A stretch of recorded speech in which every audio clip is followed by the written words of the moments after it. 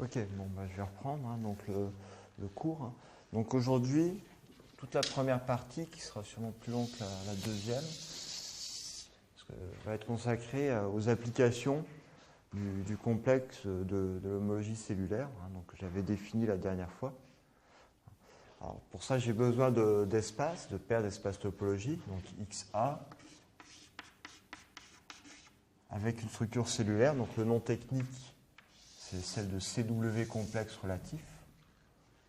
Donc CW complexe tout court, c'est le cas où A égale l'ensemble vide.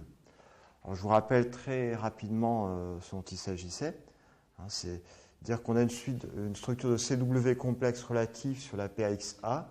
Ça veut dire qu'on a l'inclusion, l'application d'inclusion ici, a été décomposée en une suite d'inclusion d'espaces emboîtés. Donc A, c'est égal à x-1, le terme initial, ensuite x0, etc., xn-1, xn, puis ensuite on forme l'union de tous les xn, qui est égal à x. Et avec la propriété suivante,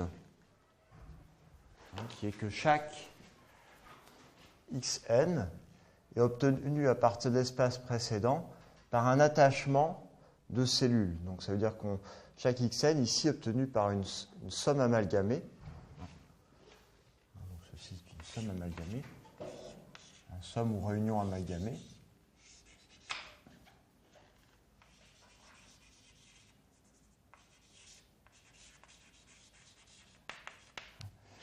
Et qui signifie que xn va être obtenu en attachant des cellules. Donc dn, c'est les vecteurs de, donc c'est les boules unités, donc les vecteurs de modules plus petits que 1 dans Rn. Donc xn est obtenu à partir de xn-1 en attachant des boules, comme ça, une collection indexée par des alphas de boules de dimension n, le long de leurs bords, donc le long de leurs bords qui seront les vecteurs de norme 1, c'est la sphère de dimension n-1, qui est identifiée au bord de la boule de dimension n. Donc le bord est attaché sur xn-1 par une application d'attachement qui est notée h. J'avais appelé ici ceci l'application d'attachement.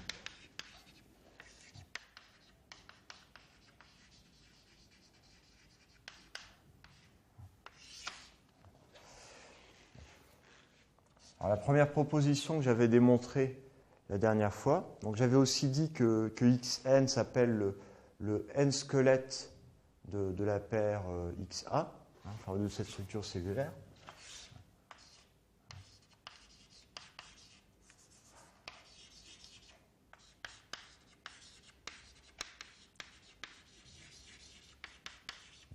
De XA.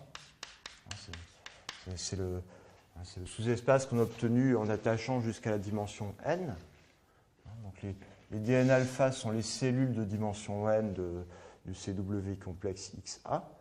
Et la première proposition que j'avais établie, c'est que si je calcule l'homologie relative de xn relativement à xn-1, j'avais expliqué que ça s'identifie, c'est nul en degrés différents de n, et ça s'identifie à un K-module engendré avec des générateurs en bijection avec les cellules.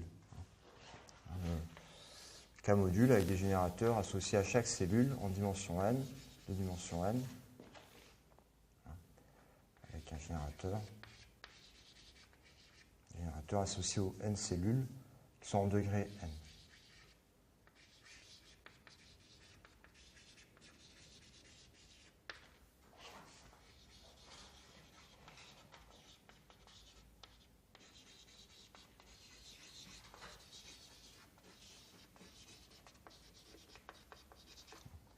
Concentré en degré n.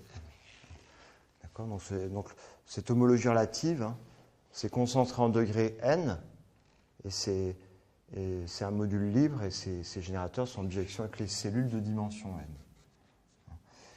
Et la façon de l'obtenir, je reviendrai là-dessus un peu plus tard. Ce que j'avais expliqué, c'est qu'on a une application ici. Donc on a une application de cette réunion disjointe de boules dans xn. Et puis ensuite, une application, donc ici c'est induit par l'inclusion de paires. Donc, pas par l'inclusion de paires, par l'application de paires, qui envoie donc, les cellules dans Xn et leurs bords dans Xn-1. Donc, le fait principal, c'est que cette application-là est un ISO. Et ensuite, il y a également un autre ISO qui vient du fait que l'homologie transforme les sommes disjointes, les réunions disjointes, en sommes directes. Donc ça, on ne va pas l'utiliser tout de suite dans un premier temps. Je reviendrai là-dessus quand j'aurai besoin de faire des calculs d'homologie cellulaire tout à l'heure. Donc à partir de cette proposition, j'avais défini ce que j'appelais le complexe cellulaire de la paire XA. Donc c'est un complexe de chaînes en degré n. Bon, donc j'avais noté Cn cellulaire de XA en précisant éventuellement les coefficients. Bon, ben c'est en degré n, c'est donc normalement, donc je définis comme ce groupe d'homologie relative qui est non nul.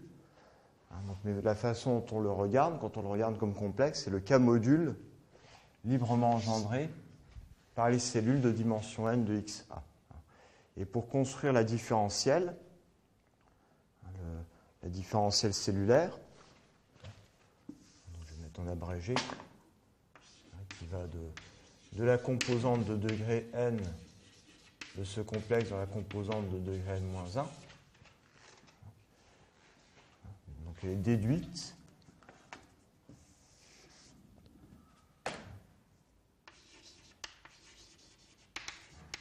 On a déduit des suites exactes longues.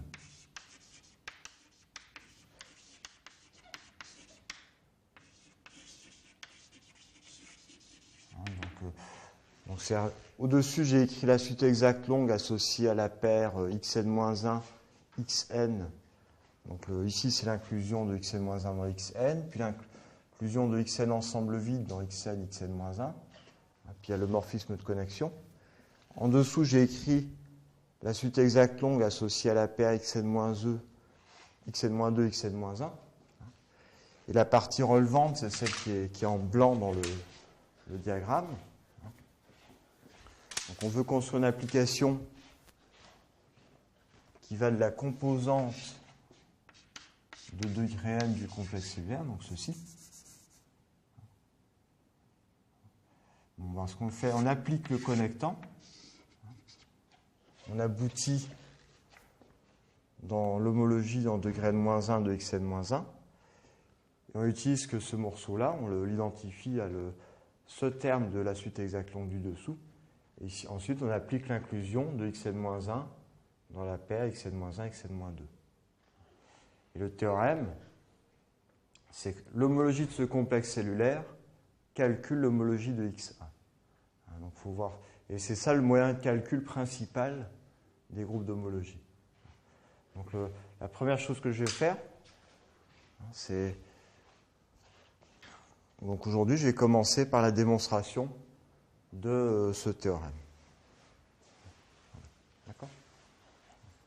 Donc, comme ça, on verra aussi. Donc, ça me permettra également de voir comment les choses s'assemblent.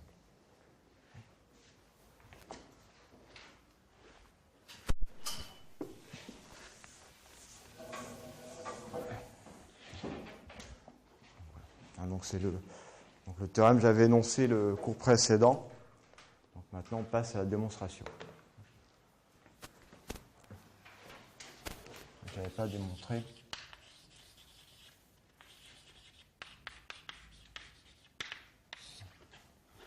La chose à faire, c'est la démonstration.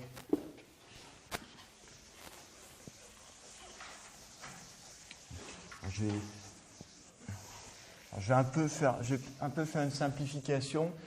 Je vais supposer que x est égal à x, un certain xn, que c'est une décomposition finie. Je vais supposer ça pour simplifier. X égale xn.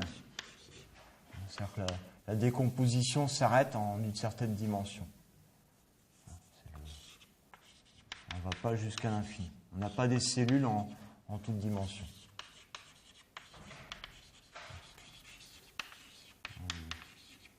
Le complexe cellulaire est borné en dimension.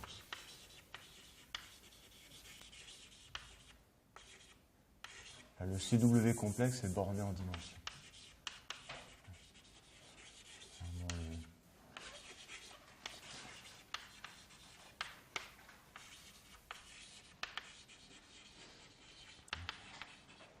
D'accord, donc je vais faire ça. Bon, j'expliquerai peut-être à la toute fin hein, le cas général, comment on l'obtient. Mais bon, ce sera le cas de la plupart des exemples qu'on étudiera. Hein, donc je vais mettre ici. Si vous voulez faire le cas général,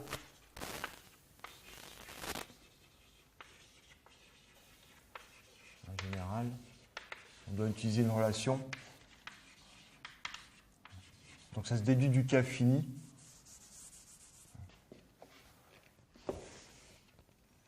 Ici.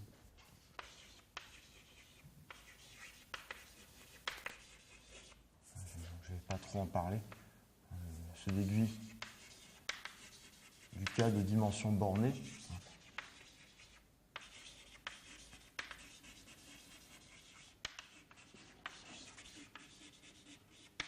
Par une relation que je n'expliquerai pas vraiment, hein, par une relation. On a une relation qui permet de calculer l'homologie d'une réunion comme ceci, hein, de xn.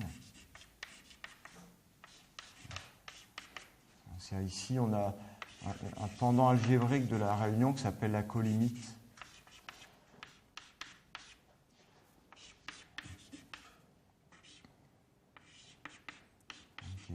Qui est valable pour l'homologie singulière. Quoi. Il faut donner à la condition qu'on donne un sens ad hoc à la réunion, quoi, avec une bonne topologie sur la réunion.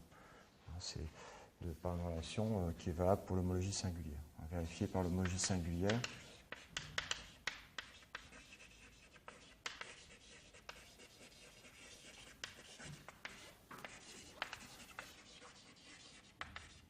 Donc ici, c'est la colimite. Si vous voulez, pour des suites séquentielles, c'est une sorte de version algébrique, de façon de construire des réunions infinies hein, d'objets. Quoi.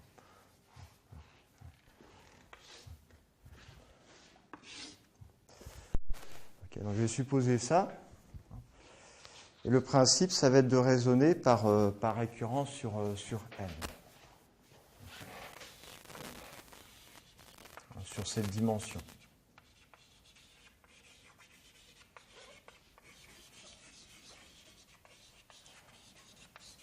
Je ne vais pas mettre les hypothèses tout de suite, je vais les mettre au fur et à mesure des arguments, hein, pour que vous voyez un petit peu comment ça se passe. Alors ce que je vais commencer par faire, donc je vais écrire mon complexe cellulaire. Comment il va s'écrire hein, donc le fait que ce soit de dimension finie va entraîner que ce complexe s'arrête à un certain degré.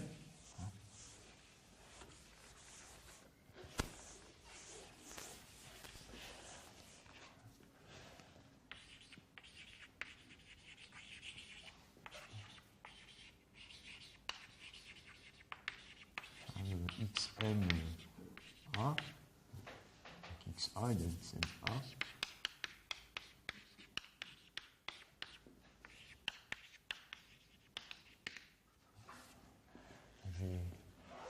J'ai le complexe de dimension 0, hein, c'est l'homologie de dimension 0 de x0, x-1. Donc ça, c'est le complexe cellulaire en dimension 0. Ensuite, j'ai H1, etc.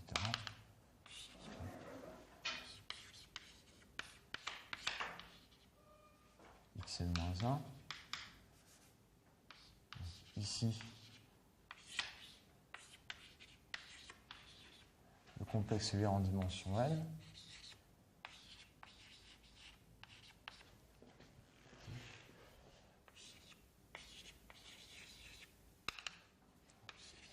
Le complexe cellulaire en dimension n-1.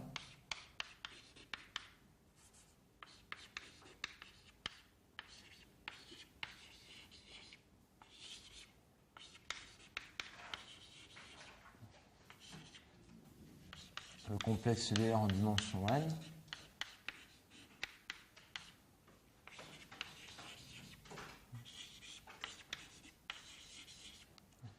Et ensuite, le principe, c'est que je n'ai plus rien, puisque je n'ai plus de cellules en dimension plus grande que n.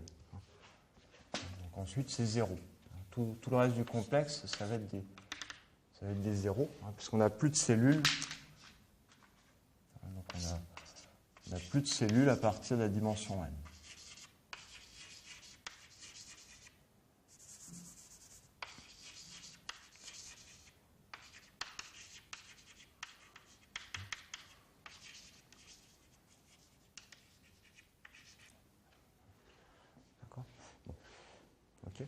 Alors maintenant, si je regarde ce complexe, alors vous voyez, ce que je vais utiliser l'argument, l'hypothèse de récurrence, je vais l'appliquer à xn-1. Parce que si vous prenez ce complexe ici, tout ce morceau jusqu'au début, ici, si à xn-1 est lui-même un complexe cellulaire, qu'on obtient en tronquant xn. Et ce morceau-là, que je complète ensuite par des zéros, ça s'identifie au complexe cellulaire de xn-1, de la paire xn-1.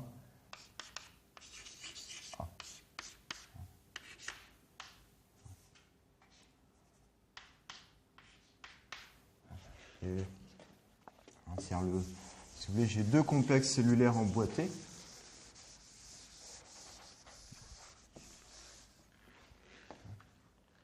Et puis le complexe cellulaire de la paire XNA, il y a un terme en plus.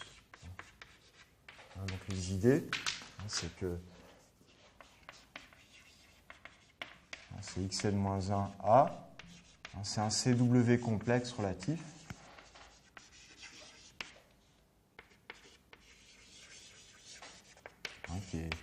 Qui est obtenu en tronquant les cellules de dimension plus grande que n dans XNA. Qui est tronqué, qui est égal à la troncation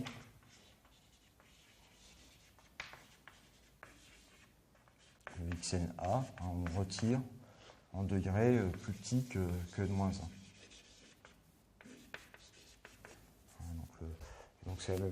Donc c'est aussi le complexe cellulaire de xn-1A, c'est la troncation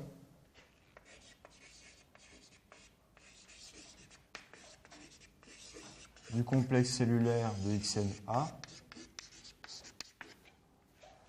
en degrés plus petit que n-1. Et puis, donc la troncation, ça veut dire qu'on complète par des zéros. On retire le terme ici et on complète par des zéros.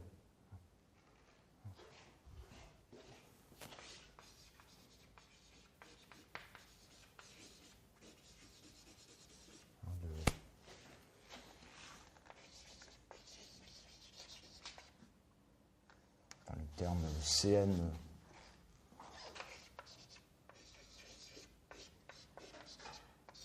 Puis on complète on remplace par un zéro. Donc on remplace par 0.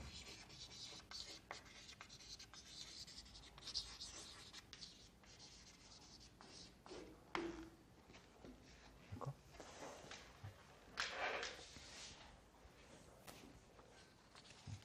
Donc la première hypothèse de récurrence, donc l'hypothèse de récurrence que je vais faire, c'est que ce complexe ici calcule l'homologie de xn-1A. L'hypothèse de récurrence, ça va être ça. Je préciserai après.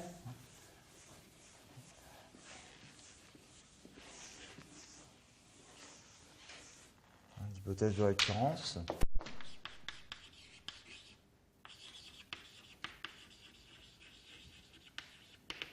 C'est H étoile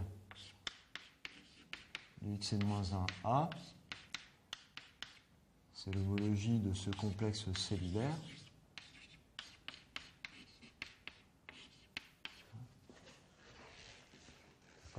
Donc ça entraîne en particulier, comme il n'y a rien en degré strictement plus grand que n-1, que cette homologie ici est nulle en degré plus grande donc, que n-1. Ça implique h petit n A égale 0 pour n plus grand que n moins 1. Puisque dans le complexe cellulaire de ce xn-1, j'ai que des cellules jusqu'en degré n. Après, j'ai que des choses nulles. Donc il n'y aura pas de classe d'homologie. Pas de cycle, pas de classe d'homologie. Donc je vais montrer que ça va être la même chose qu'avec cette hypothèse. On va avoir le même résultat pour xn. Alors, je vais écrire la suite exacte longue d'homologie.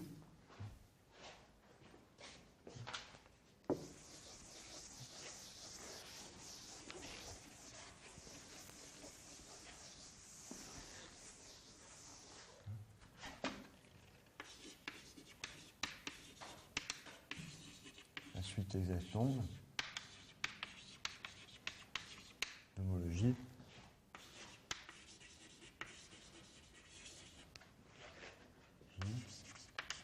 Du triple, donc A contenu dans xn-1, contenu dans xn. D'accord, j'utilise les suites exactes longues d'homologie relative. C'est ce que. Donc on ne va pas trop utiliser encore. Bon, là j'ai juste.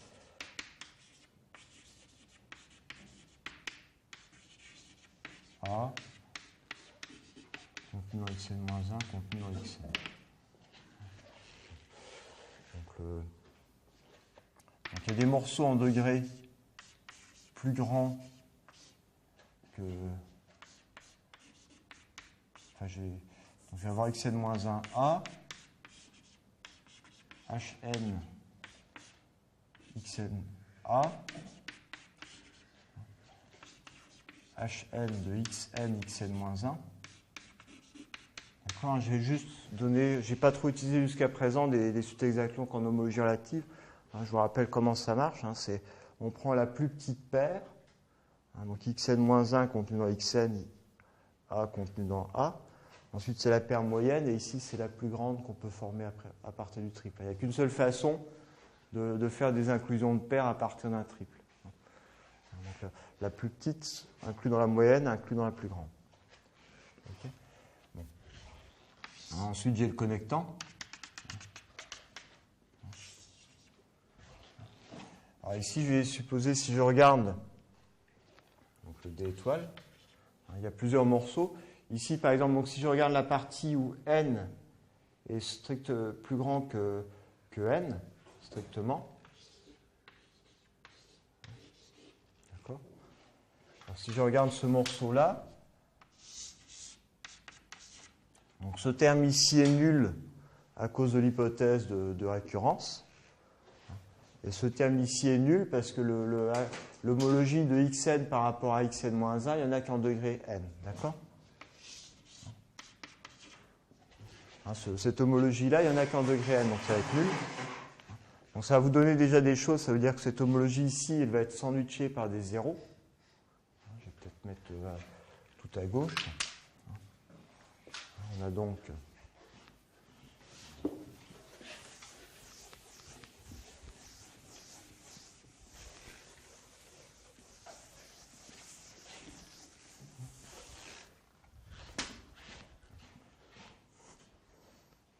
l'information qu'on tire de cette suite.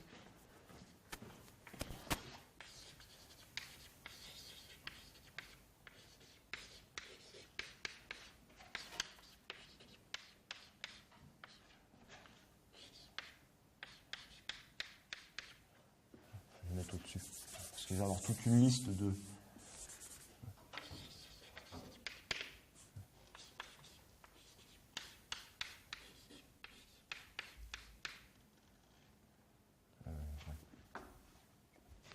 pour n plus grand que n, ça va entraîner hn de xn a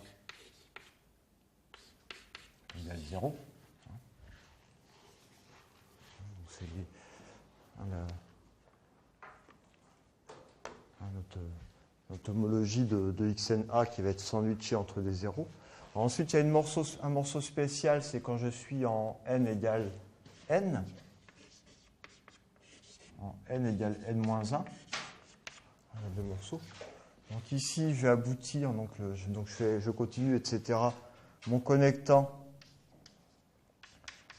aboutit dans Hn xn-1a, donc ça c'est nul. Ensuite, j'ai Hn xna, Hn xn xn-1. Donc ceci c'est nul. Donc ceci c'est mon complexe cellulaire en degré n. D'accord ?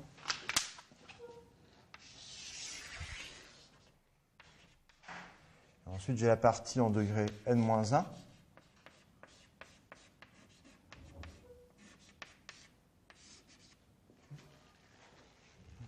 Donc le Hn-1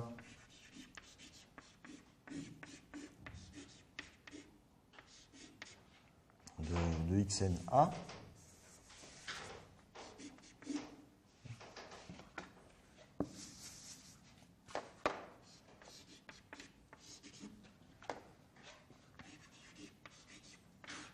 Et puis un morceau de...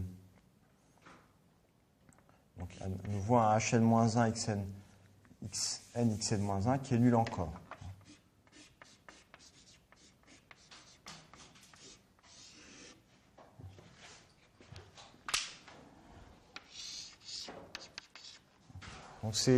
Donc là, si je coupe, donc à nouveau, quand j'ai une suite exactement comme ça, je coupe là où il y a des zéros, j'obtiens une suite exacte à 4 termes, donc je vais exploiter tout à l'heure.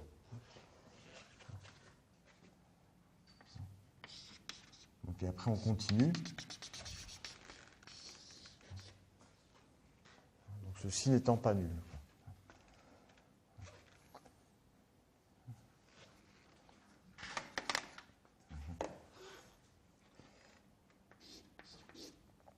Ensuite, j'ai petit hn, xn-1a,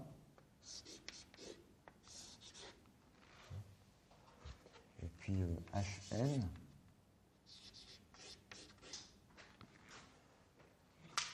xna, xn, xn-1, donc à nouveau un terme nul ici, etc. quoi.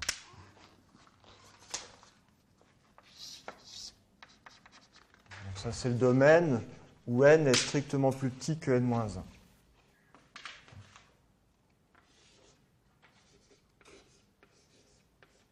D'accord ? Donc ici, le domaine ici, ça vous dit que ce terme est nul. Et ici, dans le domaine où n est strictement plus petit que n-1, c'est-à-dire qu'ici, on a un isomorphisme. Une application dans une suite exacte qui est encadrée par des zéros. Donc la partie délicate, c'est ce qui se passe ici. C'est là que je vais travailler. J'ai peut-être besoin de...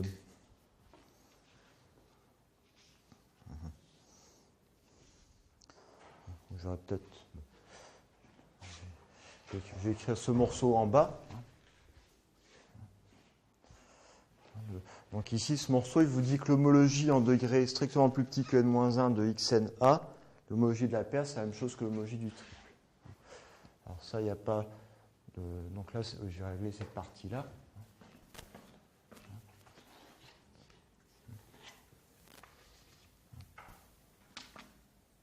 N plus petit que n-1. Je vais régler au fur et à mesure. Je vais d'abord commencer par n plus petit que n-1. Je reprendrai après le cas...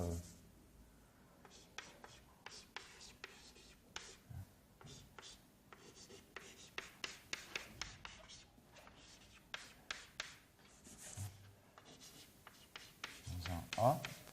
Alors si j'ai cette égalité, mon hypothèse de récurrence me dit que c'est bon.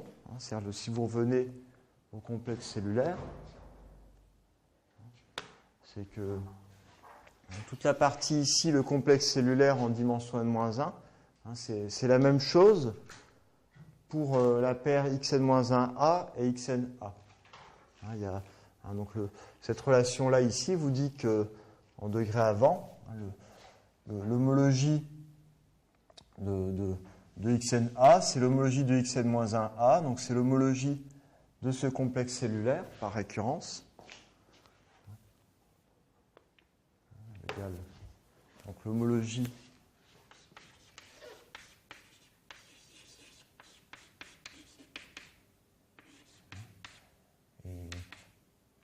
c'est la même chose que l'homologie de ce domaine-là, parce qu'il n'y a pas de différence entre les... Je vais écrire en gros. Donc le noyau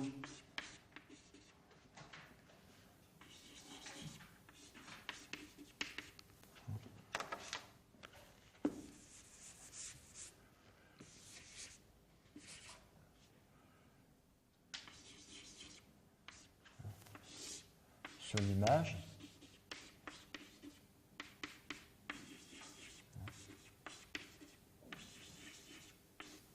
D'accord. Donc ce qui est important, c'est que dans ce domaine, quand n est plus petit que n-1, il n'y a pas de différence entre les complexes cellulaires. Tous les termes ici, il n'y a pas de différence de ces termes entre les complexes cellulaires de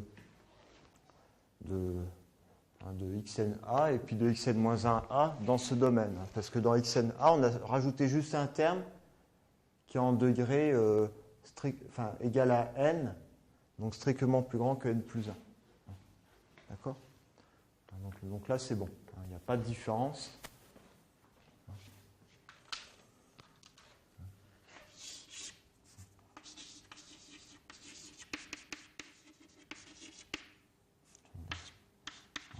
Cn, c'est K quand A, c'est K quand K qui est égal à n-1, n plus 1 est plus petit que n. Donc le fait que n soit plus petit que n-1 vous dit qu'on est dans le domaine où il n'y a pas de différence. D'accord ? Donc c'est à partir du degré n-1 où il y a un effet de bord. Et la suite exacte longue va vous donner exactement cet effet de bord. Je vais revenir à cette suite. Donc si je continue à analyser, je vais remonter l'information. Donc là, ici, c'est bon. Les ISO ici me disent que j'ai le bon résultat. Alors maintenant, je vais regarder ce qui se passe en degré n-1. Le hn-1 de xna, ce que vous dit la suite. Ici, on a une suite exacte. Ça vous dit que hn-1 de xna, c'est le quotient de cet espace par l'image du connectant. Pour n égale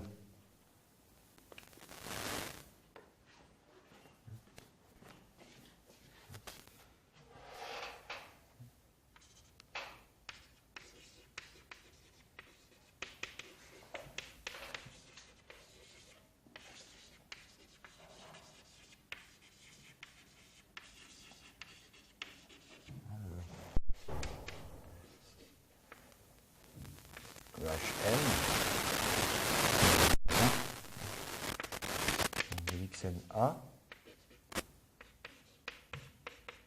c'est hn-1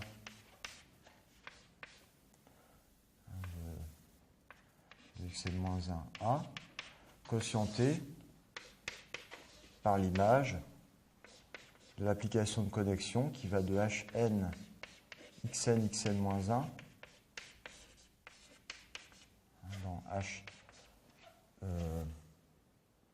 dans hn-1 de xn-1a. D'accord, je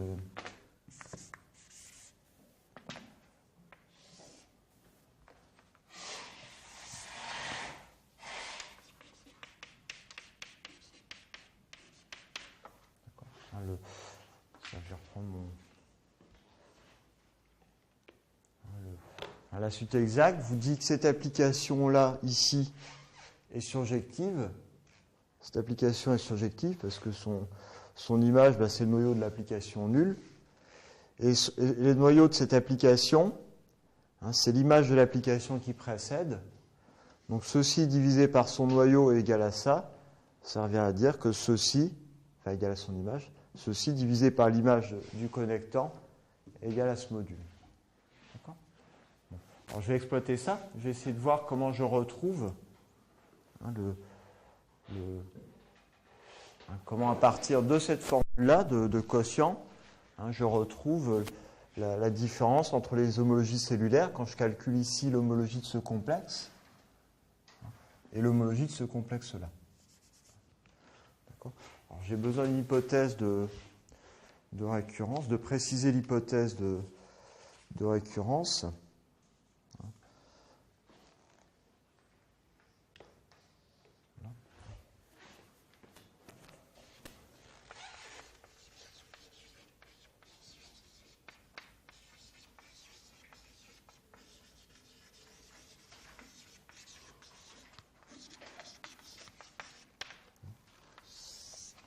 L'homologie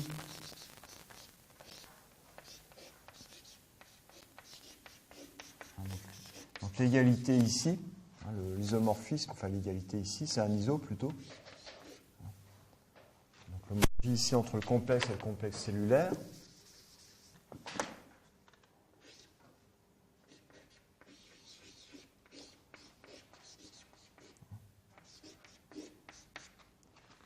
Donc si vous regardez le complexe cellulaire, donc il y a pour l'homologie du complexe cellulaire, comme il n'y a rien ici, l'homologie cellulaire de xn-1a, comme il n'y a plus de terme après, c'est le noyau de cette première différentielle. C'est le noyau de cette première différentielle quotientée par 0. Donc ici, cette homologie cellulaire, c'est le noyau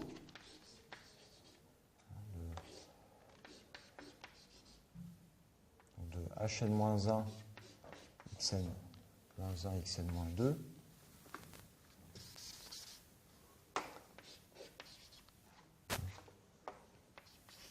Je vais écrire ici. Enfin, je vais écrire à droite plutôt. Je vais garder tous mes dessins des.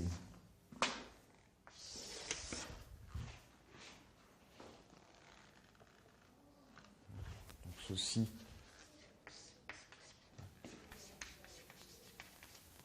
Donc Hn-1.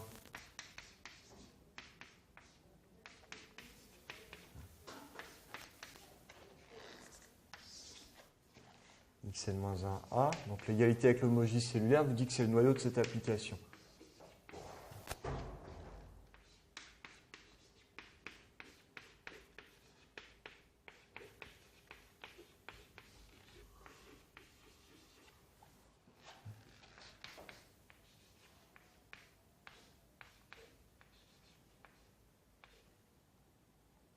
Moins 2.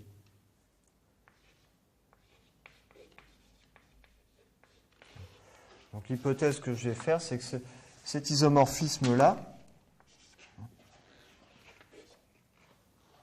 je vais demander que cet isomorphisme soit réalisé par l'application canonique qui va de la paire ici dans ici.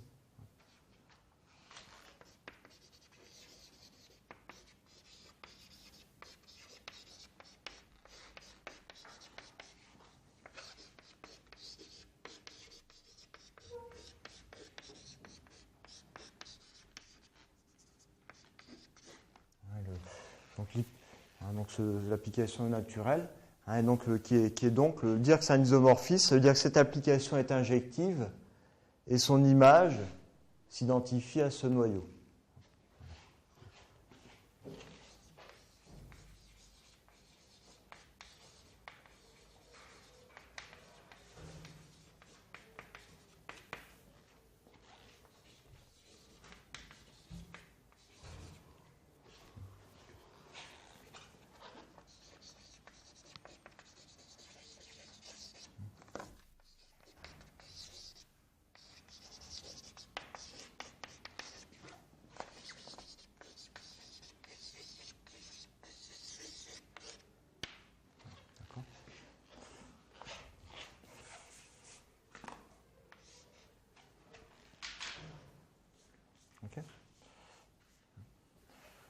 j'ai besoin de préciser ça. Alors ce que je vais faire, je vais revenir au tableau ici. Je vais prolonger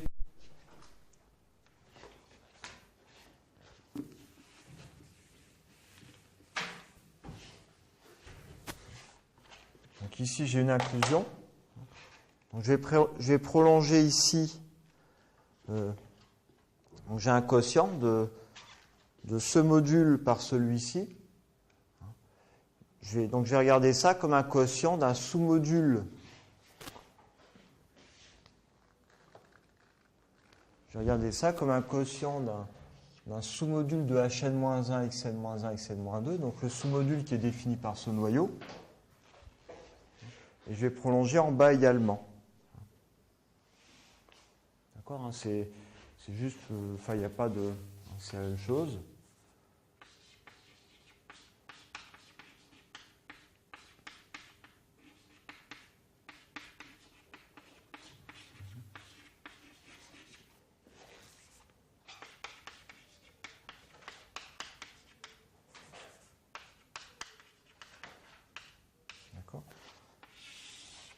Donc ici, quand je passe de là à là, c'est en regardant ce Hn-1 comme ce sous-module de Hn-1, Xn-1, Xn-2.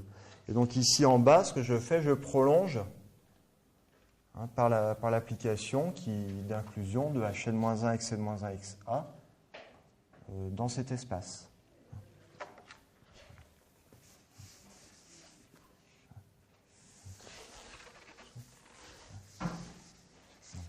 Je vais mettre en dessous plutôt.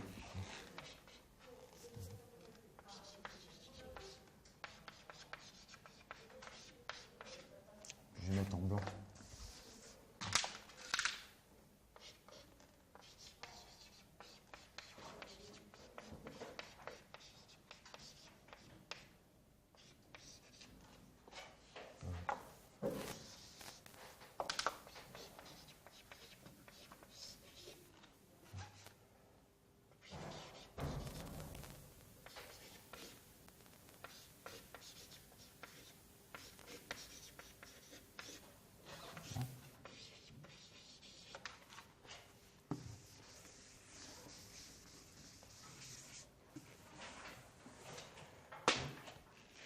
Quotienté par l'image.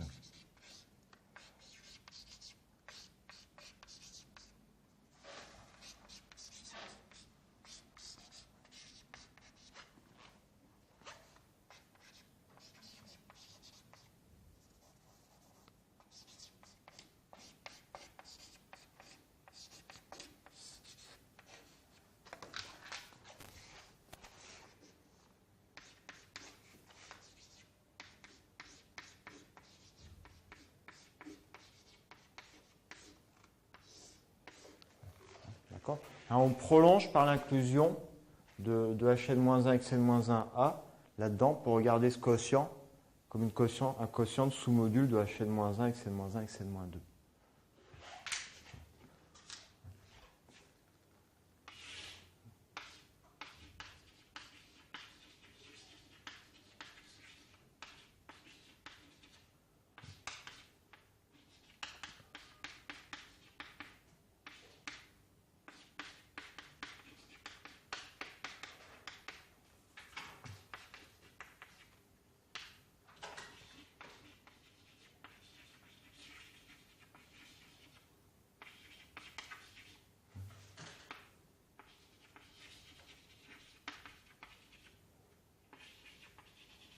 Ce quotient.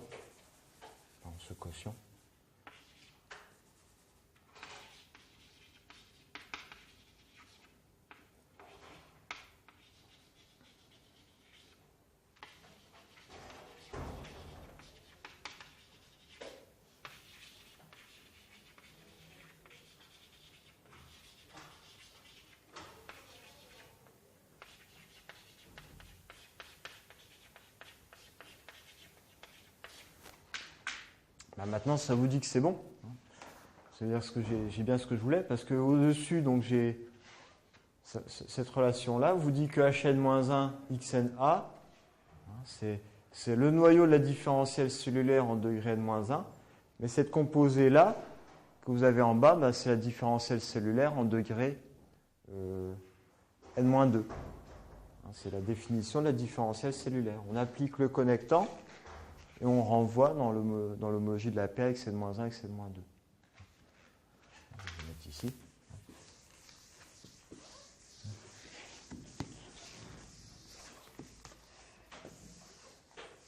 Donc ceci donne bien. Ceci donne.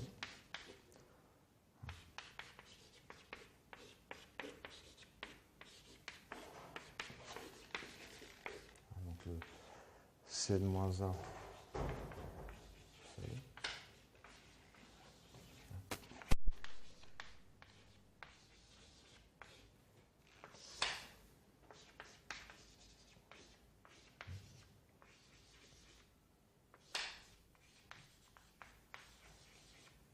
Bien, ça vous dit bien que l'homologie ici de la paire XNA, c'est l'homologie du complexe cellulaire de XNA en degré n-1, car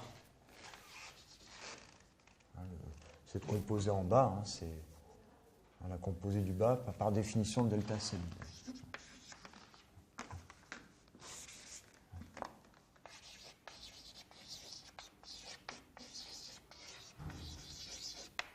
Delta cellulaire.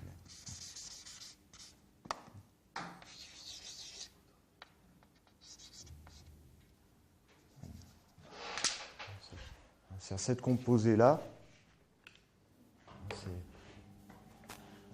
c'est exactement la composée que je veux, la différentielle cellulaire en degré n-1.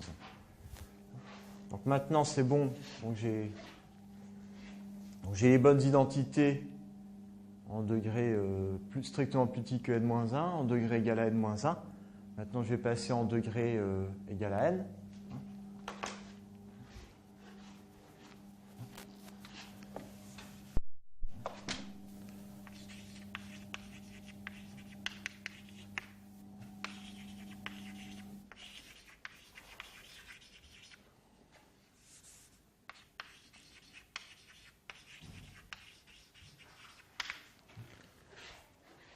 Là.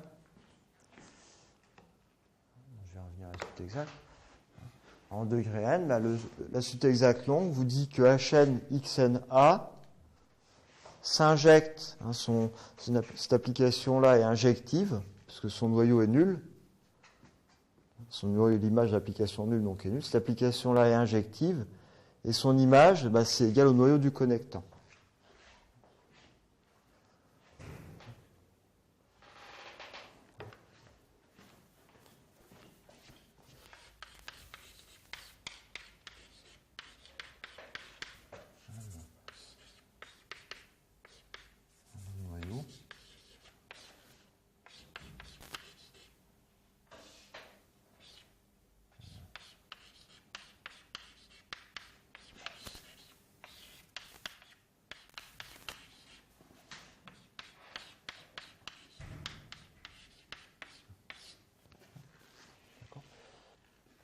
Bon, bah, à nouveau, c'est bon, je peux utiliser l'hypothèse donc ça vous dit de récurrence précisée qui vous dit que ce truc-là s'injecte dans l'homologie de ici, qui est encore ici.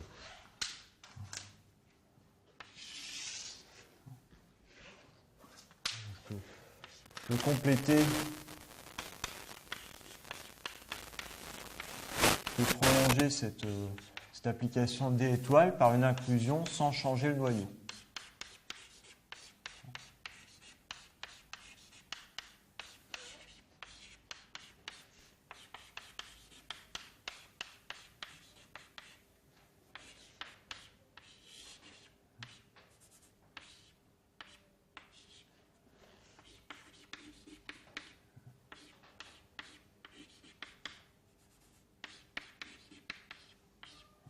Ici à nouveau, en utilisant l'hypothèse de récurrence précisée à nouveau.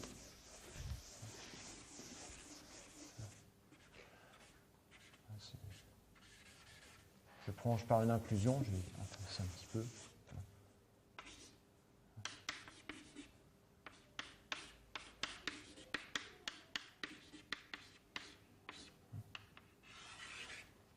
En utilisant l'hypothèse de récurrence précisée à nouveau.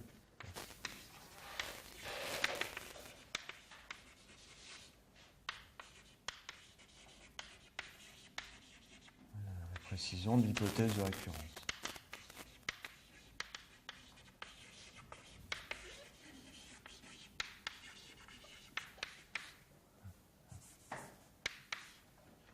Et à nouveau, ce truc-là, cette composée ici, c'est la différentielle cellulaire en degré n. Donc cette identité qui est là vous dit que Hn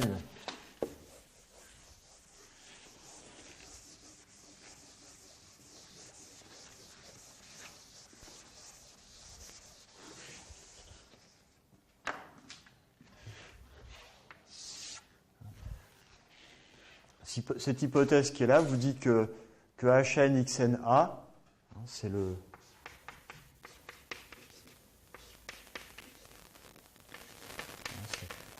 noyau de la différentielle cellulaire du complexe cellulaire en dimension n dans le complexe cellulaire en dimension n-1. Donc quotienté par 0, ce qui est bon, puisqu'il n'y a plus de... Dans mon complexe cellulaire, à partir du degré n, ici, il n'y a plus rien, quoi. Donc ça donne le bon résultat.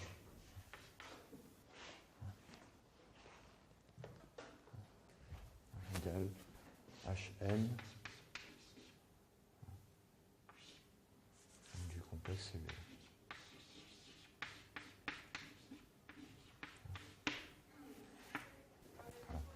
On a déjà noté qu'en degré plus grand que n, la suite exacte longue vous dit que l'homologie est nulle. C'est ce que j'avais expliqué au tout début.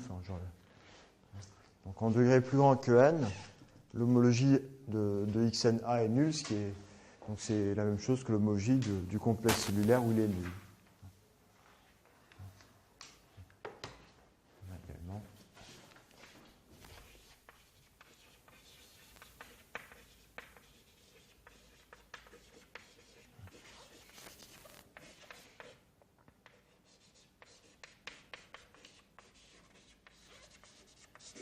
Ce qui donne bien la même chose. Ce qui est cohérent avec le fait que l'homologie, donc est la zone d'annulation du complexe cellulaire.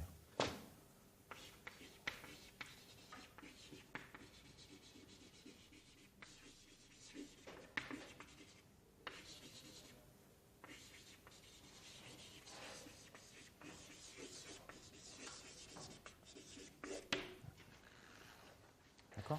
Bon, donc j'ai bouclé ma récurrence. Donc j'ai démontré que Xn vérifiait les mêmes propriétés que Xn-1. Si l'hypothèse de récurrence était vraie pour les complexes, les CW complexes de dimension n-1, ça reste bon pour les CW complexes de dimension n. Okay.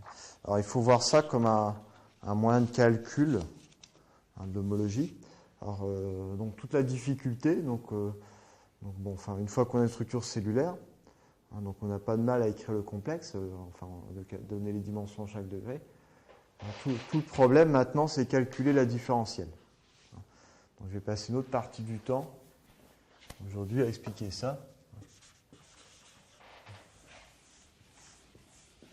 Le problème du calcul différentiel des complexes cellulaires.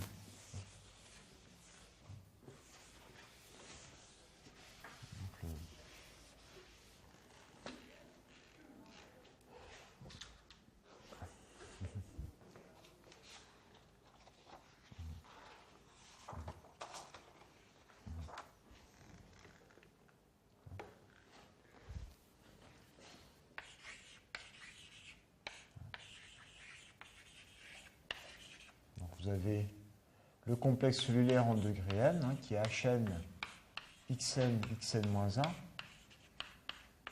Donc si je reviens à la définition,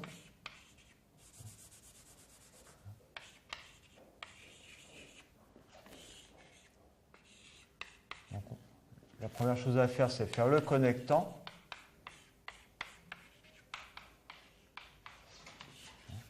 Et ensuite, utiliser l'application qui envoie hn-1, xn-1a dans hn-1, xn-1, xn-2. Donc ici, c'est réduit par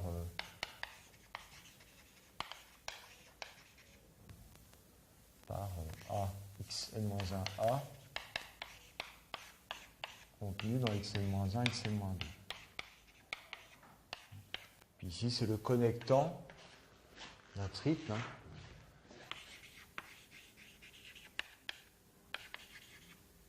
Ceci au triple a xn-1, xn.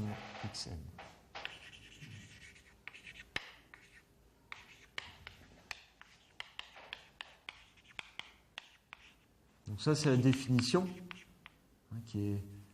Donc on utilise. C'est la définition qu'on utilise dans le. Donc c'est ça qui vous donne le différentiel cellulaire.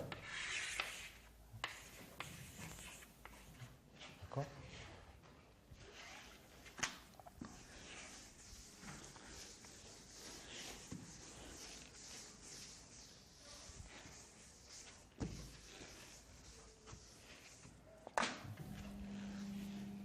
Donc c'est ça la définition qui vous permet de, enfin, qu'on utilise dans le théorème pour démontrer que l'homologie cellulaire, c'est l'homologie de la paire XA. Mais en même temps,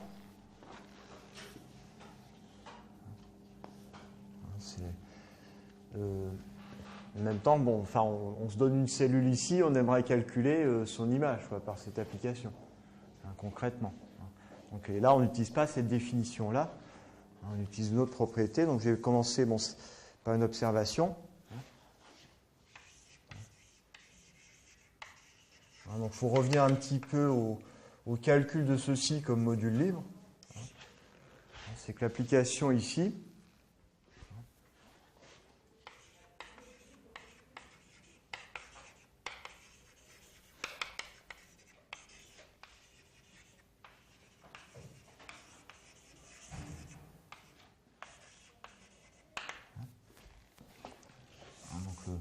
donc vous avez en bas ce hn, xn, xn-1a.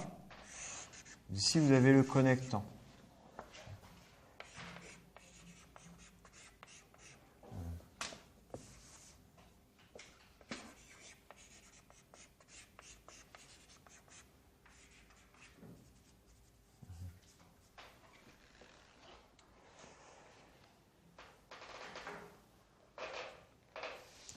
Je vais supposer dans la suite, je vais supposer A égale l'ensemble vide pour simplifier. Parce qu'on va faire, je vais faire que des exemples dans ce cas-là.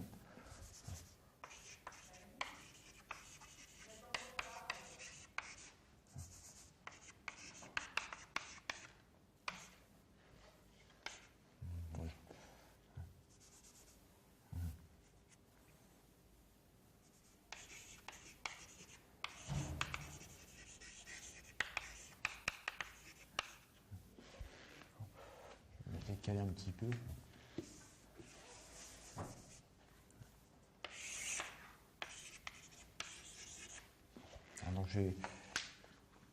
Donc ici, regardez l'homologie relative. Donc ce qui me permettait de faire le calcul, c'est qu'ici, mon application, c'est mon isomorphisme.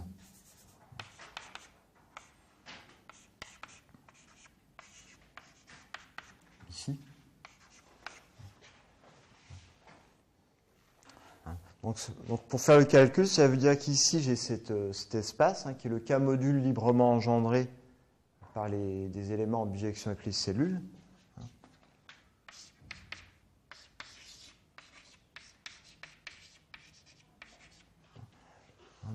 Donc c'est ça qui me donne la description complète du terme de degré n de ce complexe. Et je veux calculer donc l'image d'un élément ici par la composée où j'applique D étoile. Enfin bon, je vais mettre D comme ceci. Et puis ensuite l'inclusion de la paire xn-1 ensemble vide dans xn-1, xn-2. Il faut que je calcule ici.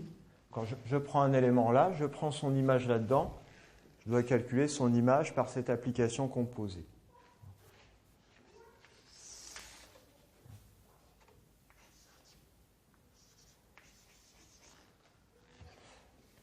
Alors pour ça, je peux utiliser, donc, je vous rappelle, l'application qui, ici, c'est ce qui est induit par les inclusions dn alpha dans xn, sn-1 alpha, enfin l'application qui va de dn alpha dans xn, sn-1 alpha dans xn-1 alpha. Alors ce que je peux utiliser, c'est que les suites exactes longues, comme ça, sont naturelles. C'est au-dessus, j'ai un diagramme commutatif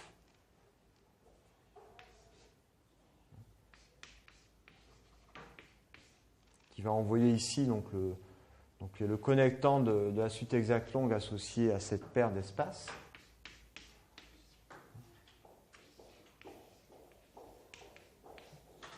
Et ici, c'est l'application H étoile.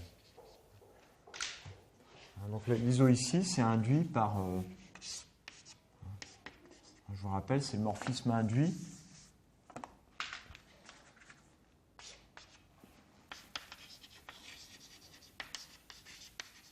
par Sn-1 alpha, je l'envoie dans Xn-1 par H. Donc il faut mettre une somme. Et puis ensuite j'envoie dn alpha dans Xn par l'extension de H. L'application qui envoie les cellules de dimension n dans Xn. Et sur la partie Sn-1 alpha, c'est l'application d'attachement. Donc ici ça commute. J'ai un carré qui est commutatif par fonctorialité par naturalité de la suite exacte longue.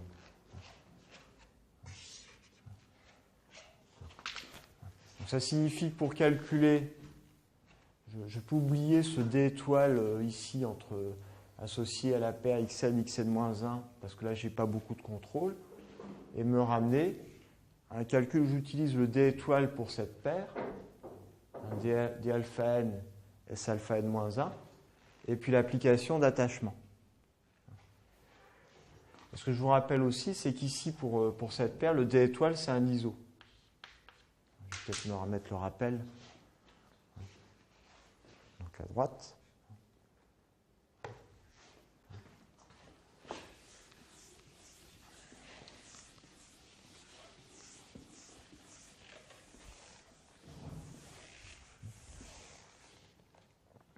Donc tout maintenant va se...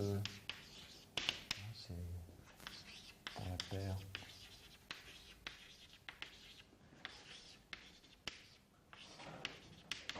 On a la suite exacte longue.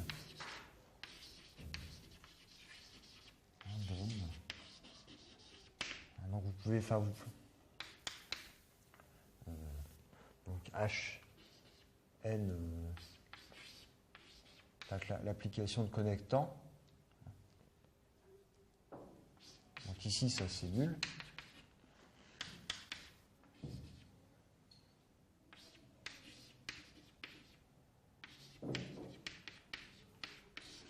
Et ici c'est un ISO.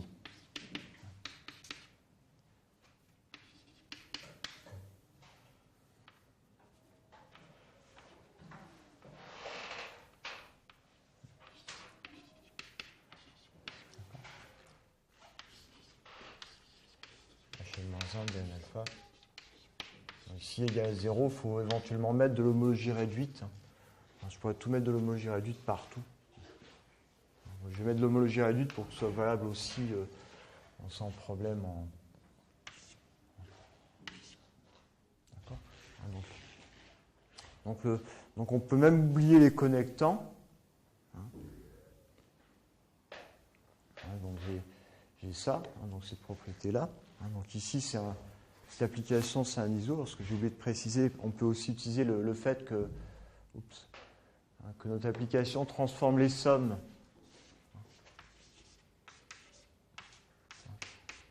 en en somme directe.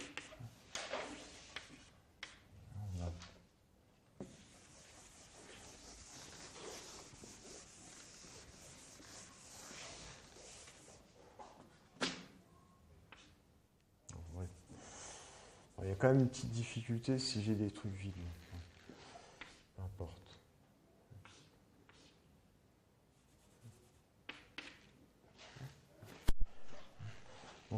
Donc ce que je suis ramené à faire, en fait, c'est calculer sur chaque morceau, peut-être pas mettre.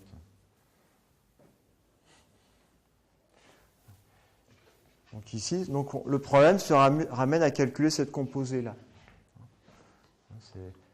Ce qu'on est ramené à faire, c'est calculer ici cette composée. Donc, on a des applications, il faut calculer leur image par l'attachement.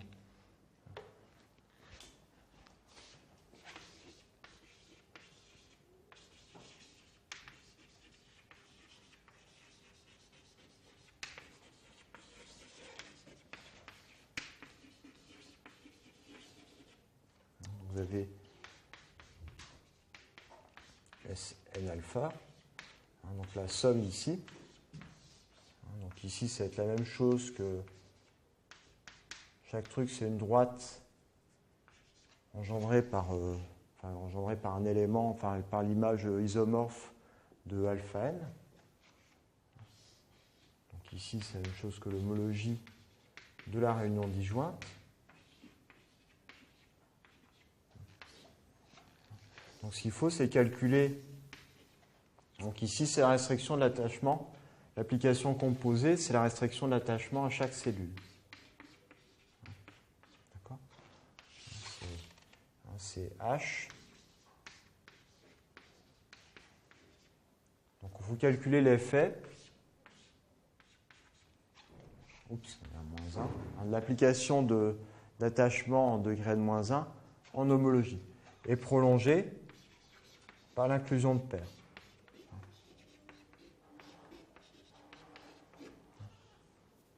D'accord ? Oui.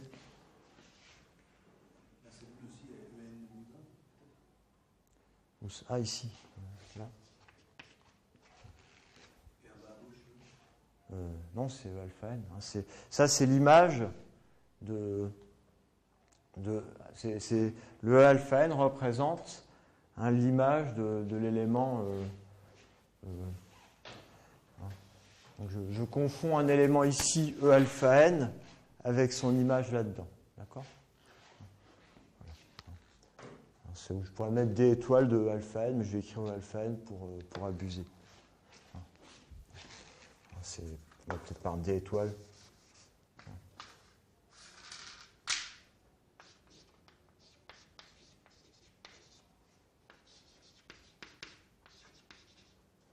Je vais identifier une droite engendrée par E alpha n. Peu importe l'identification, c'est un élément générateur, donc c'est des droites, donc c'est défini à une constante inversible près à chaque fois. Donc il y a un élément ici, que je peux appeler E alpha n, qui, je peux supposer, c'est l'élément qui correspond à. On a vu que l'homologie d'une sphère, c'était de dimension, c'était une droite, quoi. Donc on choisit un élément correspondant là-dedans. À chaque fois, oui, quand j'écris alpha n, il y a toujours un choix de base, de vecteur générateur de cette base.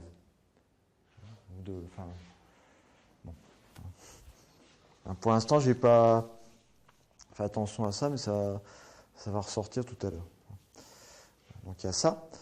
Donc c'est une première façon, donc c'est une première réduction.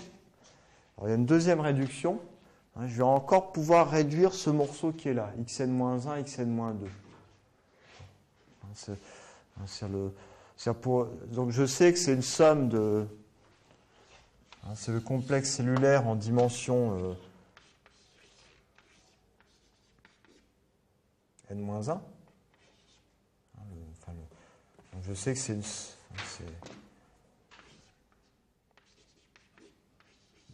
Donc je sais que c'est un module libre engendré par des cellules. Mais je voudrais comprendre. Donc je sais que c'est un module libre. Mais je voudrais comprendre cette application ici géométriquement. L'application cellule à cellule géométriquement. Alors ça va m'être donné par une proposition que je vais établir maintenant.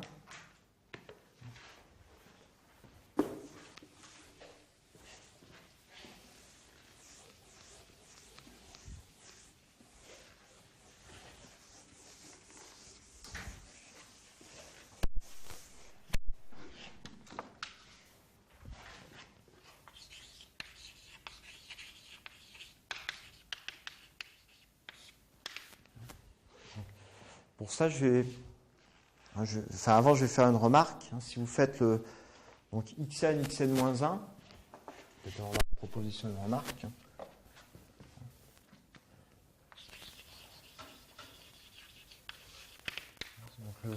Donc le xn-1,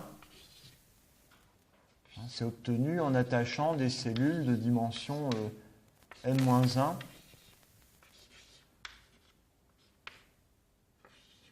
à xn-2.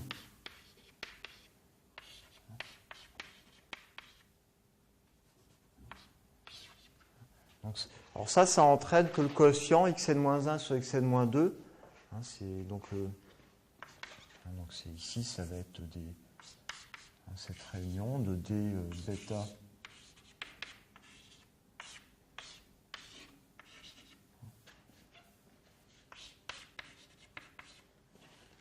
alors, si vous voulez, ce qui se passe, c'est quand j'écrase tout xn-2 sur un point, c'est comme si j'écrasais le bord ici sur un seul point.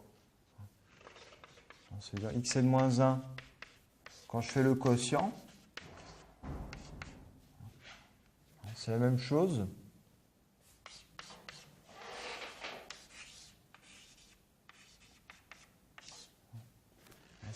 Si j'écrase tout sur un seul point xn-2, donc xn-1, il y a des morceaux qui sont dans les boules, et puis il y a une partie dans le squelette de dimension plus petite.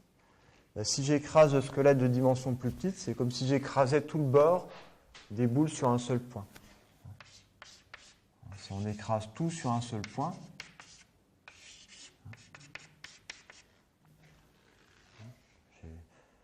et ça c'est comme si je faisais un bouquet de sphères de dimension n-1. Je vais vous faire un...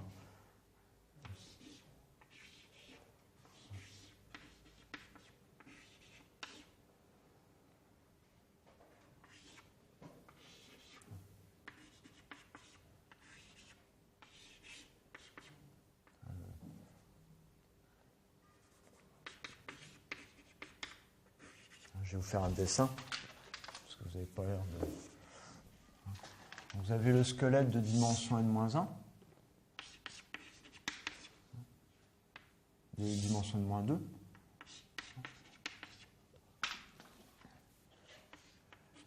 Puis sur...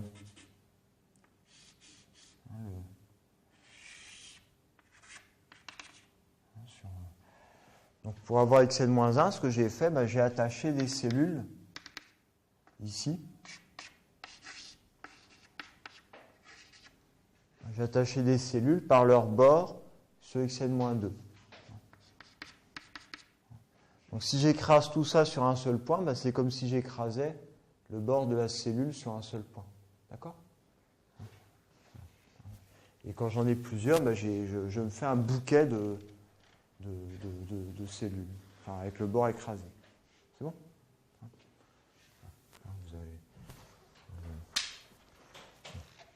Donc je vais utiliser ça.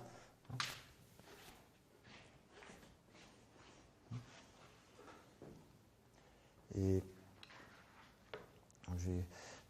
on a aussi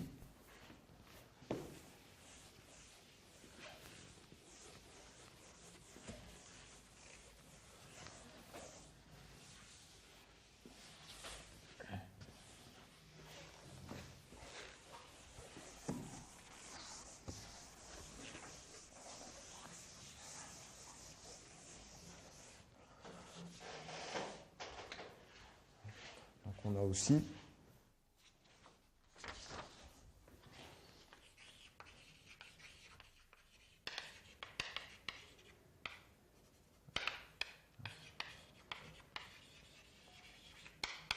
donc je vais calculer cet espace-là xn-1, xn-2, je l'aurais. Donc ce truc-là, la façon de le calculer, c'est de dire que c'est l'homologie en degré de moins 1 de cette somme, dn-1 bêta Sn-2 bêta. Donc j'ai cet ISO.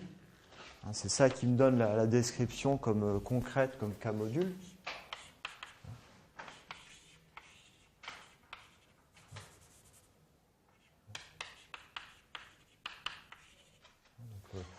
Donc ma différentielle cellulaire qui arrive là, je vais la comprendre ici. Je veux comprendre son image dans ce cas module concret, quoi. Donc pour ça, je vais utiliser mon écrasement.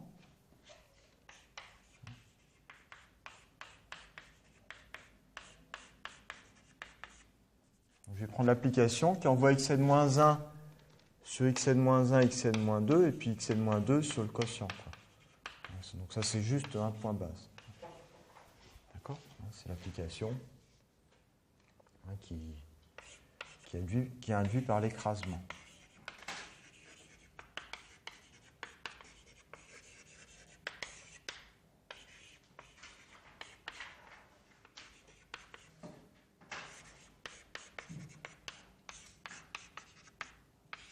Puis ici, le xn-2, lui, est écrasé sur le point base.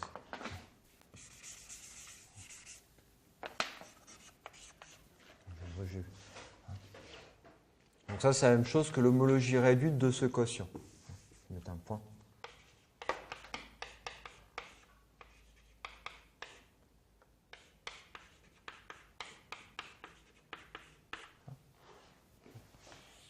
Alors, je peux faire l'écrasement aussi à ce niveau-là, parce que tout est naturel. Tout est fonctoriel. Donc l'écrasement, ici, je prends mes boules où j'écrase le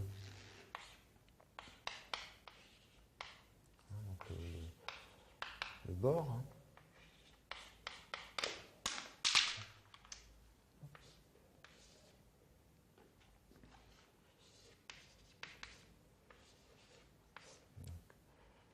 Avec un point. Donc ça, c'est mon ISO qui est déduit de l'homéomorphisme.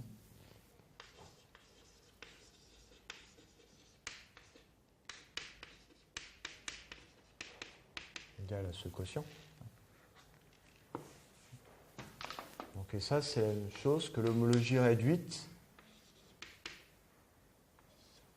du bouquet de sphères indexées par les cellules.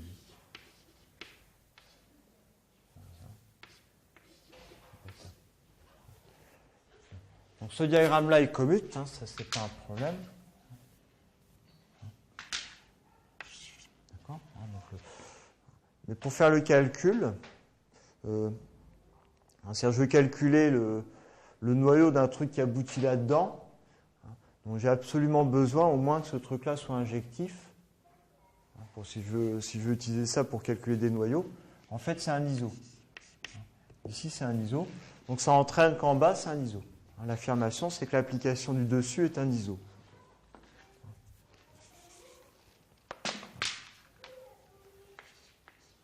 C'est ça l'affirmation.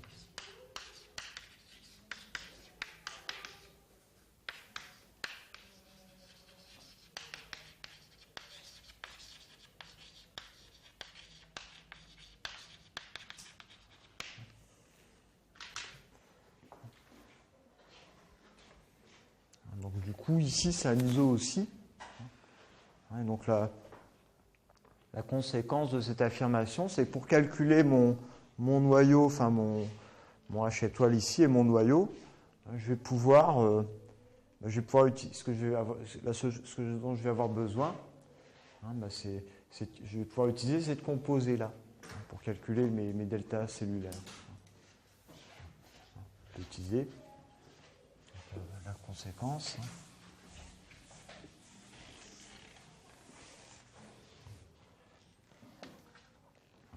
Par conséquent, donc je peux prolonger.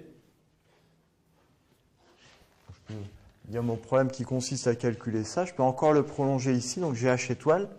Ce qu'il faut, c'est que je calcule ce H étoile ici. Et ici, je peux prolonger par mon quotient.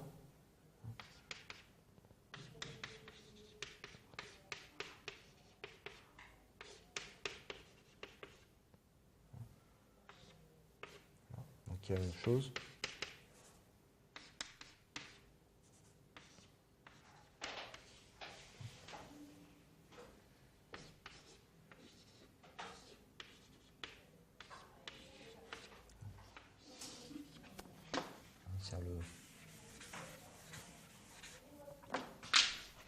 Donc ce que j'ai besoin de comprendre,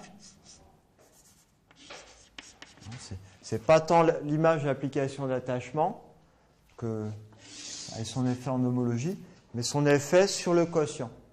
Xn-1 sur Xn-2. Donc c'est ça que j'utiliserai dans la suite pour faire les calculs. Donc j'ai à chaque fois des objets définis par les structures cellulaires géométriques et je regarderai l'application composée comme ceci. Enfin, on arrivera à comprendre bien les homéomorphismes. Donc ça c'est l'application. Donc si je compose ici, c'est juste l'application induite par le quotient de Xn-1 dans ce quotient ici.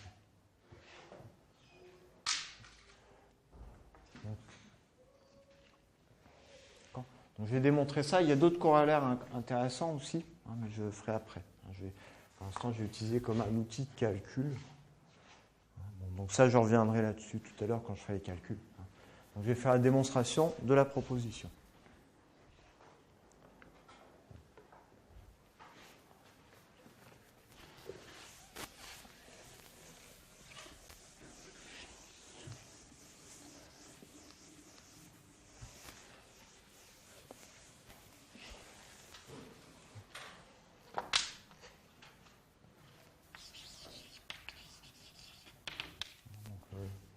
Bon, là, j'ai mis des réunions disjointes, mais je peux me ramener à un seul. C'est plus un problème de complexe cellulaire. Donc, de la démonstration de l'isomorphisme en degré supérieur, on a donc une remarque, les identités.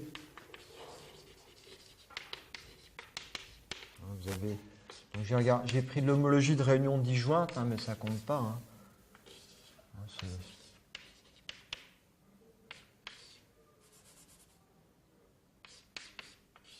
J'ai pris des choses comme ça.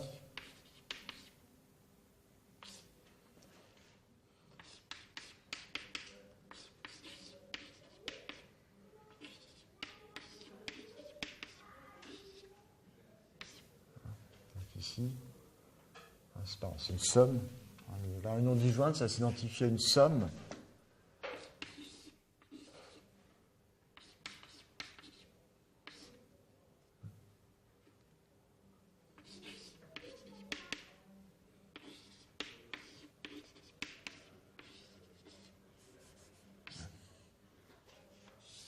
C'est un ISO. Alors, je ne sais plus dans quel sens j'ai l'ISO naturel.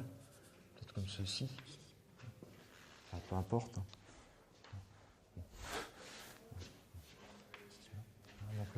L'homologie d'une réunion disjointe, c'est égal à une somme. Ici, je peux projeter sur... c'est l'inclusion plutôt.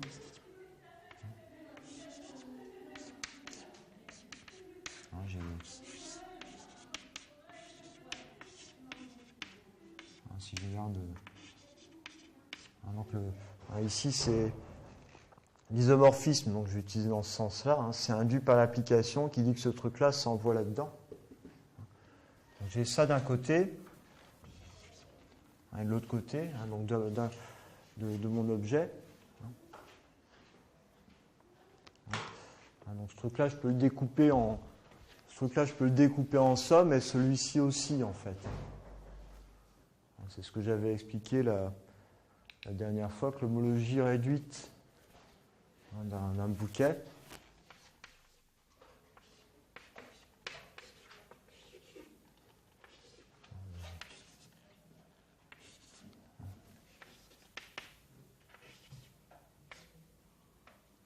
Même chose.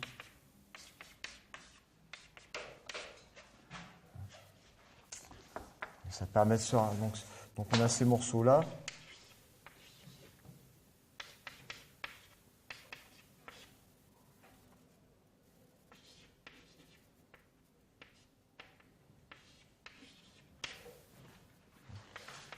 Donc ici, pareil, c'est l'inclusion.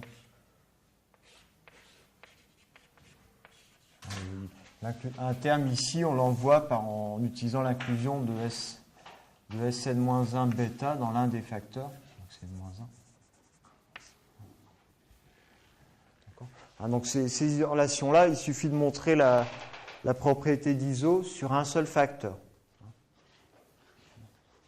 Enfin, d'un seul terme plutôt.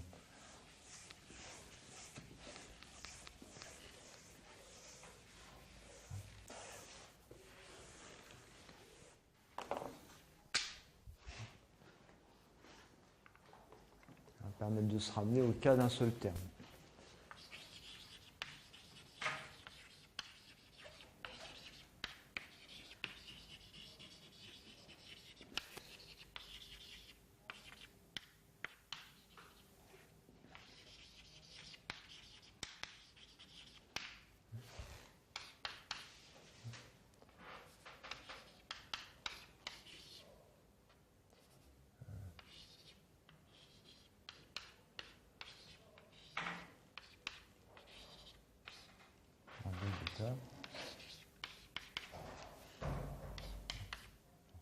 Je vais mettre ici le bord.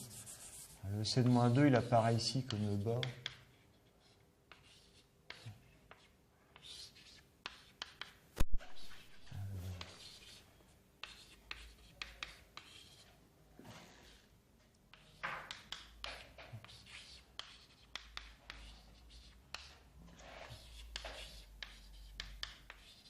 Le C-1 bêta, il apparaît ici.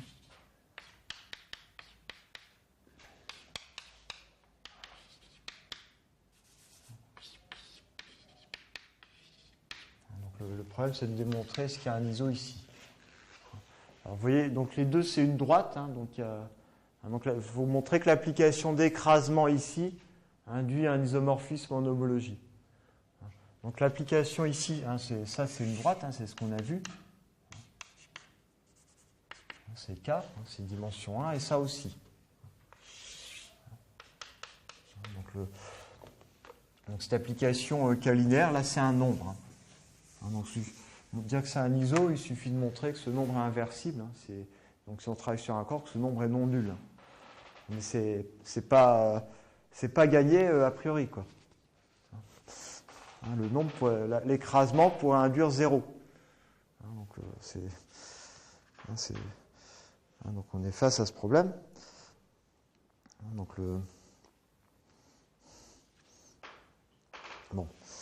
je vais faire la démo. Alors je vais faire ça avec des dessins. Je vais mettre ici. C'est une variation sur les calculs d'homologie de bouquet, d'excision que j'avais fait.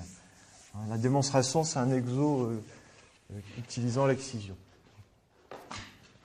C'est un exercice sur l'excision. Je vais faire ça avec des dessins. C'est un petit exo.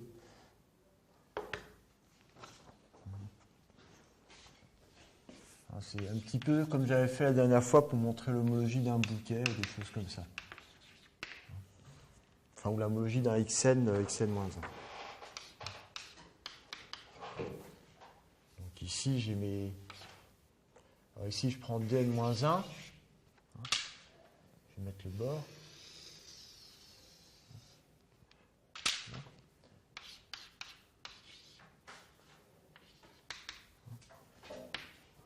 Ici, j'ai dn-2. J'ai mon application. Donc, je regarde ici, le bord de dn-1. Je regarde mon écrasement. Je vais garder les mêmes dessins. J'ai juste utilisé peut-être des couleurs peut-être différentes. Enfin, je vais juste marquer que le bord est... Tout le bord ici, maintenant, ça devient un seul point. D'accord ? Z-1. Donc tout le bord en ocre ici devient un seul point. Et puis ici, comme il n'y a que le bord, un seul point ici. Je vais faire des... Donc comme la dernière fois, c'est un jeu sur des épaississements et des excisions. Alors, ce que je vais faire, je vais épaissir. Donc ici, c'est... Donc je vais épaissir donc, ce bord ici. Donc c'est un épaississement. C'est le...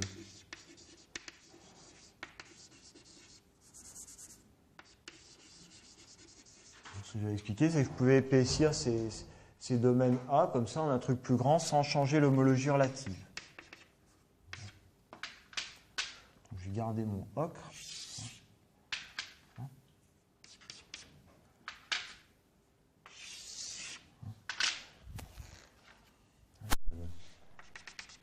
un domaine, je vais le prendre ouvert. Hein, c'est pas... Donc, tout le A, c'est cette partie ici. Je vais appeler ça... Donc on prend une couronne de rayons non nuls. Quoi. Une couronne ouverte, enfin ouverte à l'intérieur. Okay. Et je vais faire la même chose à droite, donc je vais appliquer mon écrasement.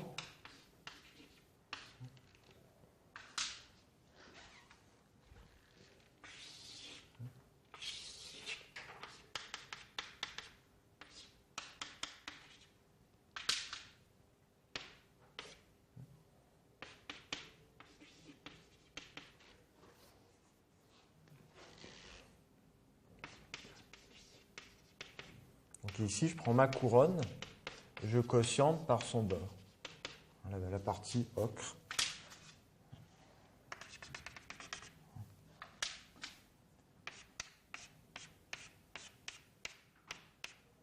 D'accord, hein, donc ici, à nouveau, j'ai l'application. Donc ici, c'est l'application induite par l'inclusion.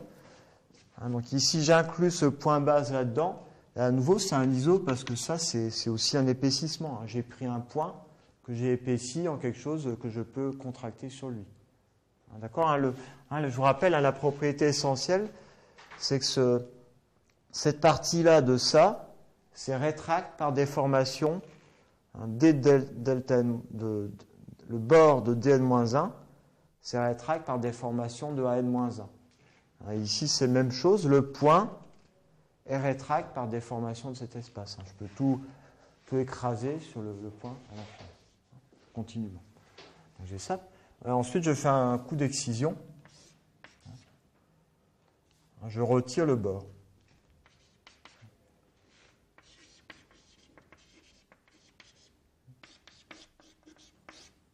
Donc, je vais prendre dn-1 privé de son bord.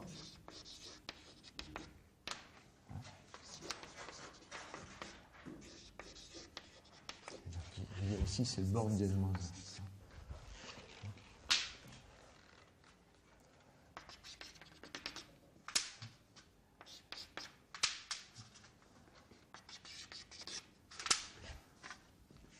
Maintenant, j'ai une couronne ouverte à l'intérieur et à l'extérieur. Et ici, même chose. Je retire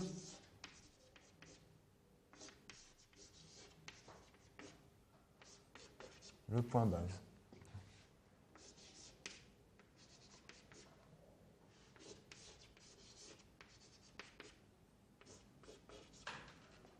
Donc je retire la partie que j'ai écrasée qui me sert de point base. Mais j'obtiens exactement la même chose à gauche et à droite.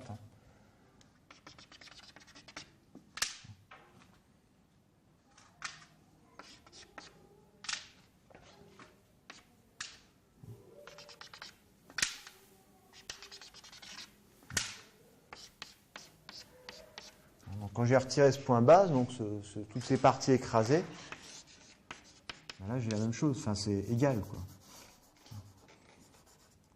Égal ou homéo.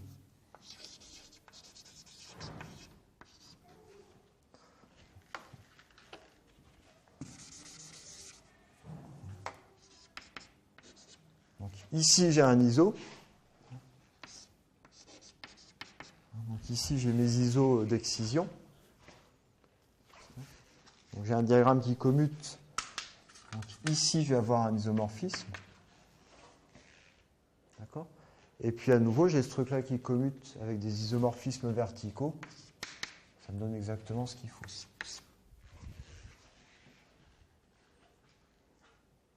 C'est bon ?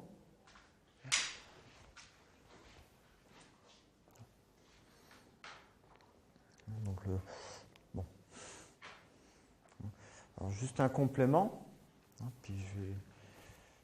Donc, il n'y aura que la méthode de calcul dans cette première partie. Les applications sera la deuxième partie du cours.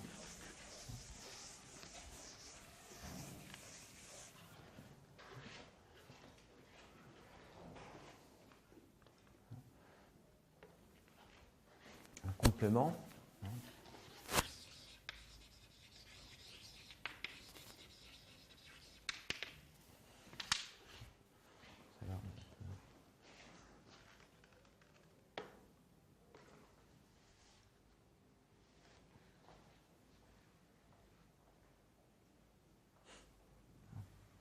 Ok, c'est clair hein, on épaissit, on obtient la même chose, puis on excise le bord. Je fais la même chose en parallèle ici, et ça me permet de me ramener à deux espaces, enfin des paires qui ont même homologie, sans changer l'homologie, mais où ça devient égal, quoi. Ce que je ne pourrais pas faire ici, quoi. Si je retire le point ici, je ne peux pas appliquer l'excision à ce niveau-là, quoi. L'hypothèse essentielle, c'est ça, il faut prendre une couronne ici, de rayon non nul, pour que l'adhérence de ce point soit contenue dans l'intérieur de la couronne. Pour ça, je prends une couronne ouverte.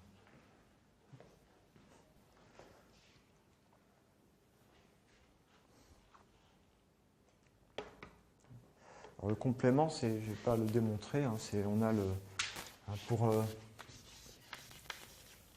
CW complexe relatif.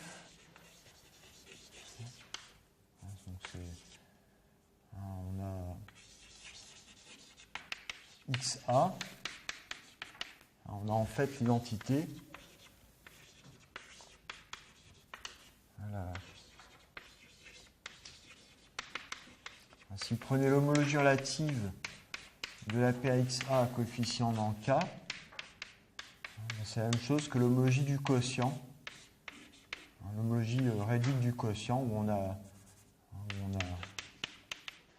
l'application d'écrasement ici, cette relation-là, ça vous donne un ISO.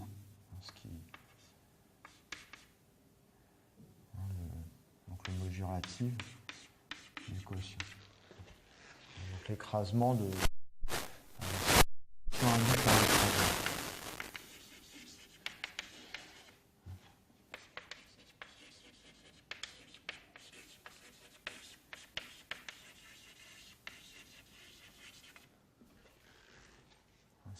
donc c'est ce qui généralise cette relation qui a été établie pour une seule cellule, hein, ce truc-là, qui généralise ça.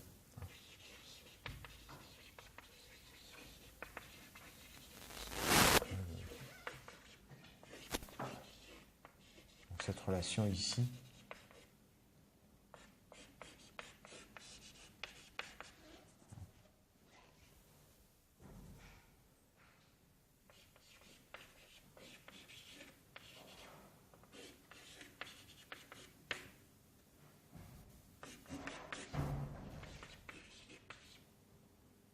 Sur son bord, DDN.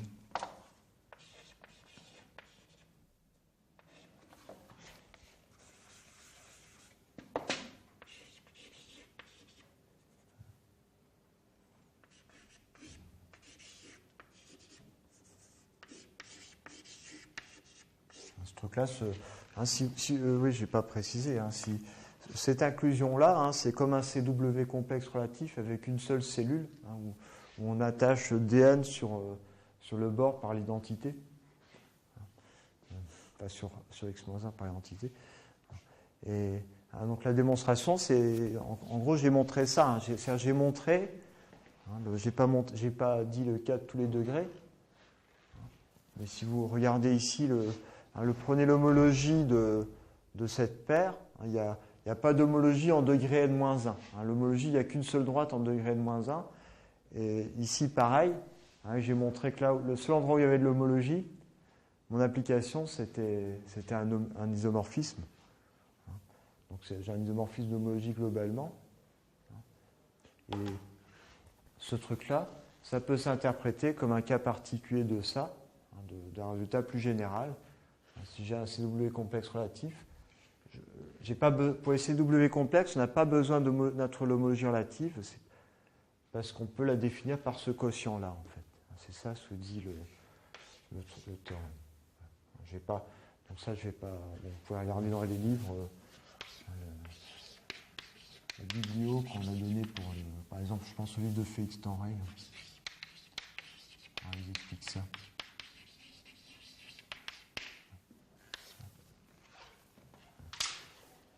D'accord. Voilà. Bon. Ok. Donc on va. Donc ça, toute la partie donc théorique. Maintenant, on va passer à la partie, donc dans la prochaine séquence, à la partie calculatoire.